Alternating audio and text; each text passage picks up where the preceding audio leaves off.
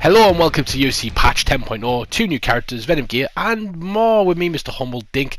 But before we get to that, hit that like and subscribe button, make sure you support me. I appreciate everybody that does that. Right, Venom is now in the UFC, it's in UFC 4, so it literally deal done to, I think it was this week, so we'll get to see it at the fight between Vittori and Holland this weekend. But you can see there now you got a fight kit selection, so you can go home national, away national, alternate national kit, universal, and universal away. So you got a few different options there. And they're all different colours, but I'm going to be a tiny bit negative here.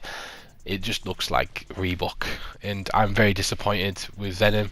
As a man that's fought 7 fights in my life, and I've used the Venom shorts, doing every single one of them. I love the creativity of Venom. I love that. I understand that they have to kind of meet the quota of the UFC, but there's no individuality to this. And I was hoping they'd come in with a few splashes, a few bits of a few bits there that you get to. The next part we're going to look at is Conor McGregor is now bald, so we have the updated version of Conor McGregor as requested. They always, it's crazy how much they work with the generic fans, like people who love Conor McGregor, people like Ronda Rousey, all that sort of stuff. Like, they don't focus on the stuff that's really important. They made sure they added Conor McGregor's baldness to the game because, you know, people were kicking off about it. It only took him a month and a bit. Simple things like this make EA at the moment fall behind, so hopefully they can just get on top of these things. But probably going to cover a few more negative things in the past. But he's looking good. He's got the $1 million strut there, stolen from Vince McMahon. I don't care, but it looks good. I'm going to be happy using him, I guess. So thank God Conor McGregor's baldness is in the game. The next thing we're going to be looking at is Rob Font. Rob Font has a match with Dominic Cruz coming up, I believe it is. I might be wrong there, but I'm pretty sure. He's a top 10 character. We talk about top 15's not been on the game. There's currently like 50 characters missing, and they're slowly working that down. But as the UFC develops and changes, it's going to increase and decrease. So Rob Font's in the game, and I guess we can be pleased about that. So let's dive into Rob Font and let's take a quick look at his stats.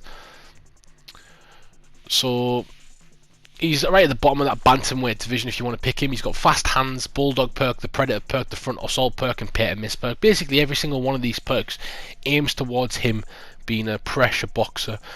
The front kicks and stuff like that, just going forward, and especially with the bulldog as well. Bulldog's such an important perk to move forward and break people down because you can block more. He's got 94 punch speed, 92 punch power, accuracy 92, blocking 92, head movement 93, footwork 93, stretch stance 85, takedown defense 88, kick power 89, and kick speed 90. So punching stats are great, really good. The grappling department, takedowns are 88, top control 92, bottom control is 90, submissions are 88, submission defense is 91, ground striking is 91, clinch striking is 89, and clinch control is 89. So, as you'd expect with Rob Font, he's got decent grappling but not great.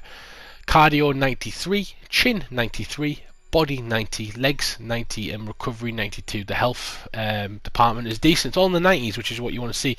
Now, this is where it gets interesting.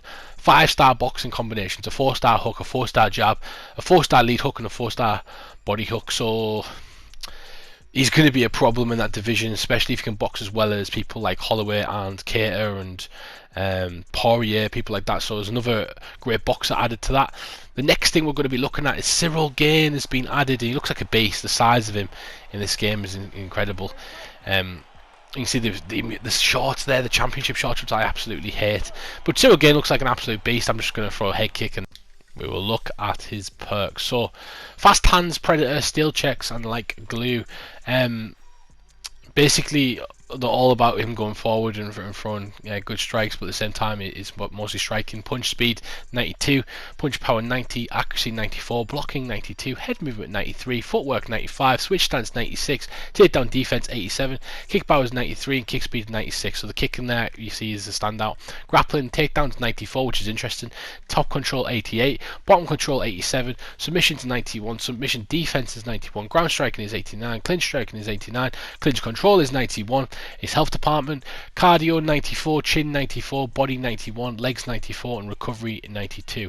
Now, he's got a 5-star jab, a 4-star overhand, 4-star kickboxer, 4-star Muay Thai, 4-star body roundhouse. This guy's going to be a problem in the heavyweight division, a lot like Overeem is.